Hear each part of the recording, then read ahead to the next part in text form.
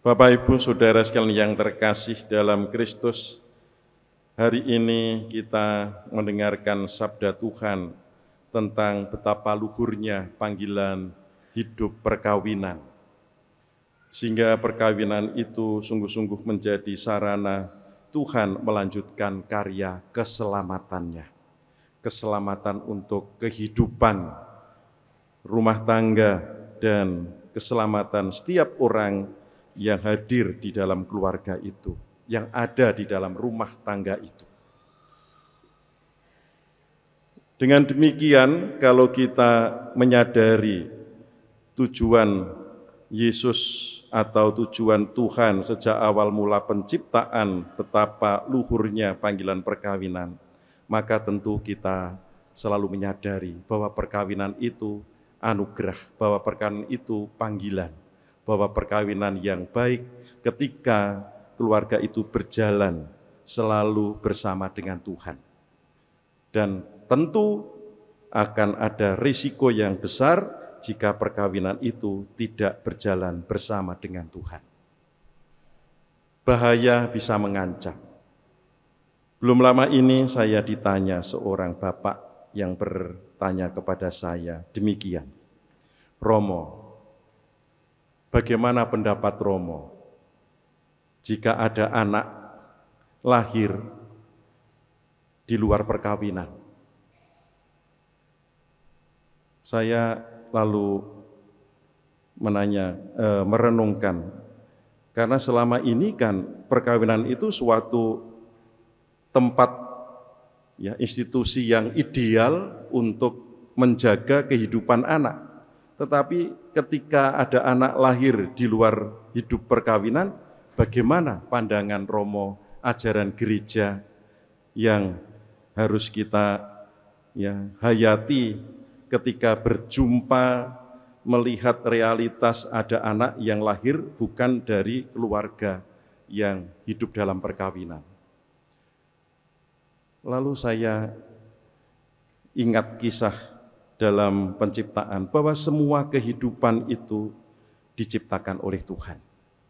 Semua manusia itu milik Tuhan. Bahkan diciptakan sesuai dengan gambar dan citra Tuhan. Anak yang lahir dari luar perkawinan yang ideal tadi itu tetap anak Tuhan. Dia tetap pribadi yang suci, tetap pribadi yang bersih, dan dia tidak akan pernah kehilangan martabatnya sebagai pribadi yang dicintai oleh Tuhan, yang berhak juga mendapatkan anugerah keselamatan. Itu yang saya jawab dari pertanyaan Bapak itu. Lalu saya ganti pertanyaan, mengapa Bapak bertanya seperti itu? Iya, saya tahu karena ada keluarga yang kadang-kadang itu mempunyai anak di luar perkawinan. Karena dulu ketika masih gadis, dia punya pacar, katanya janji setia, ternyata dia tidak setia setelah pacarnya hamil. Bahkan peristiwa-peristiwa tragis, kadang-kadang ada peristiwa pemerkosaan, akhirnya seorang gadis hamil dari laki-laki yang memperkosa, dan dia sangat benci dengan laki-laki itu, dan dia kemudian juga tidak bisa menerima anak itu. Dia kemudian juga berusaha untuk tidak mencintai anak yang lahir dari rahimnya, dan seterusnya. Karena lukanya membuat dia tidak cinta kepada anaknya. Saudara sekalian, inilah yang seringkali membuat kita kadang mengatakan, bagaimana hal ini bisa diterima, bisa mencintai buah-buah kelahiran yang tidak ideal di luar perkawinan, yang membuat kita mempunyai pengalaman trauma, pengalaman pahit. Apakah kita bisa menghayati semangat hidup untuk mencintai mereka? Maka kita harus kembali kepada sumber. Bahwa Tuhan itu sungguh-sungguh tidak pernah membedakan anak yang lahir dari keluarga perkawinan dan anak yang lahir di luar perkawinan. Dia tetap anak yang dia cintai. Martabatnya sama. Dia perlu juga kasih yang sungguh-sungguh mampu membuat dia berkembang menjadi anak yang membutuhkan rahmat keselamatan. Karena begitu pentingnya Tuhan mencintai manusia, maka Tuhan juga memberi wadah, memberi tempat yang istimewa, keluarga. Maka ini tidak perlu dipertentangkan. Ketika anak ada yang lahir dalam keluarga yang harmonis, puji Tuhan. Karena di sini sebenarnya Tuhan sejak awal mula mengharapkan bahwa panggilan keluarga itu adalah panggilan yang istimewa, panggilan yang luhur, dijadikan Tuhan untuk menjadikan semua orang yang di dalam perkawinan, dalam keluarga itu mendapat anugerah keselamatan. Karena disitulah Tuhan bisa mengajarkan bagaimana kasih-Nya itu menjadi nyata. Kasih Tuhan itu tidak terbatas, kasih Tuhan itu kekal, kasih Tuhan itu tidak bisa diputuskan oleh manusia.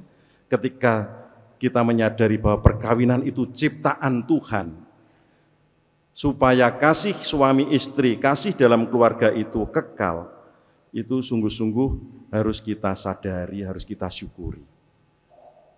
Seandainya kita menyadari hal ini, kita akan merawat relasi kita dengan Tuhan. Bahwa dalam perkawinan yang menyatukan itu adalah kasih Tuhan. Bukan lagi pertimbangan pribadi satu dan yang lainnya. Tetapi di situ Tuhan.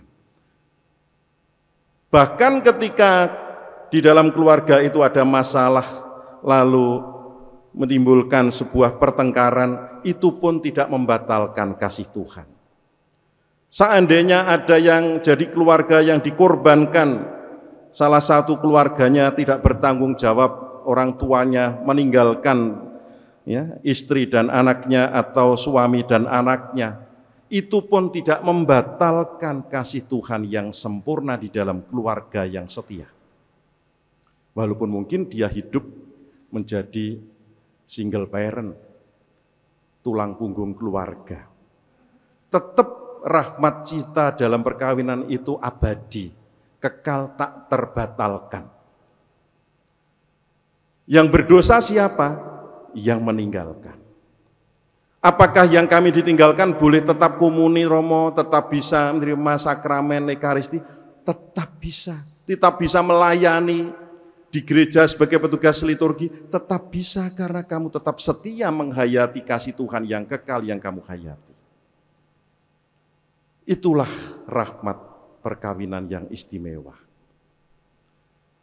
Lalu di situ kita juga diajari oleh Yesus, selain kasih yang sempurna di dalam hidup rumah tangga itu, di situ juga ada panggilan anugerah untuk setia. Kesetiaan itu menyelamatkan. Kesetiaan itu akan membuat pribadi itu berkembang. Siapa yang setia akan menjadi berkat Tuhan bagi keluarganya. Maka keluarga itu diharapkan kesetiaan. Tadi ketika ada pertanyaan, bolehkah seorang suami menceraikan istrinya? Gereja tetap menekankan pentingnya setia. Bagaimanapun itu menjadi lebih utama daripada yang lain-lain. Setia, seberat apapun, sesulit apapun, harus kita melihat bahwa Tuhan yang mengasihi, Tuhan yang setia itu kita hayati di dalam kehidupan perkawinan. Kadang-kadang capek romo, aku wis gak kuat. Lebih baik hidup sendiri daripada hidup berdua. Penderitaanku terlalu berat. Ya, saudara sekalian, kalau kita jadi orang yang mengalami seperti ini, berpeganglah bahwa setiaan itu sumbernya Tuhan. bukan capek, bukan diri sendiri. Kalau kita mengandalkan kekuatan diri sendiri pasti tidak kuat. Tetapi kalau kita setia seperti Yesus yang setia, bahkan dikatakan tadi untuk menyelamatkan manusia, setianya Yesus itu dalam bacaan kedua tadi sampai merendahkan diri di bawah malaikat. Dia merendahkan diri seperti manusia di bawahnya para malaikat.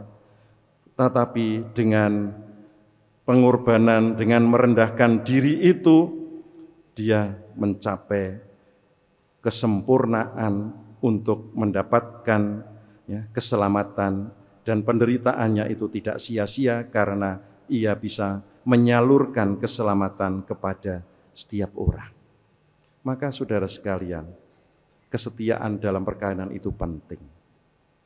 Dipikirkan sungguh supaya kita menjadi orang yang hidup di dalam keluarga setia. Lalu unsur yang ketiga yang diteladankan Yesus tadi adalah pengorbanan. Yesus itu rela berkorban, rela menderita, rela merendahkan diri. Demi apa? Menyelamatkan. Keselamatan bukan hanya keselamatan dirinya, tetapi terlebih keselamatan semua orang, semua ciptaannya. Bahkan semua pribadi, baik yang lahir di dalam perkawinan maupun di luar perkawinan. Mereka pun mendapatkan anugerah keselamatan asal ia memandang Yesus yang berkorban untuk keselamatan hidupnya. Percaya kepada Yesus bahwa Yesus berkorban bukan hanya untuk mereka yang hidup dalam perkawinan atau hidup yang di luar perkawinan. Tetapi ketika kita sudah mendapatkan anugerah panggilan di dalam perkawinan, harapan Yesus, setialah, karena itu menjadi jalan keselamatan. Saudara sekalian yang terkasih, dengan demikian kita semakin diajak untuk memahami kekayaan iman kita yang kita renungkan, kita hidupi di dalam perkawinan. Mengapa Yesus mengajak kita untuk tidak boleh menceraikan istri? Mengapa Yesus mengajarkan supaya istri juga tidak menceraikan suami? Bukan soal aturan karena ketegaran hati, tetapi karena di balik panggilan perkawinan, anugerah perkawinan itu, sungguh-sungguh Tuhan punya rencana menyelamatkan kehidupan. Tuhan kemudian memberikan semangat hidup di dalam menghidupi panggilan rumah tangga, yaitu disitulah kasih Tuhan hadir, disitulah kesetiaan Tuhan hadir, disitulah pengorbanan Tuhan hadir. Ketika tiga hal ini kita renungkan supaya kita selamat, tentu kita bisa tetap mensyukuri berjalan bersama Tuhan.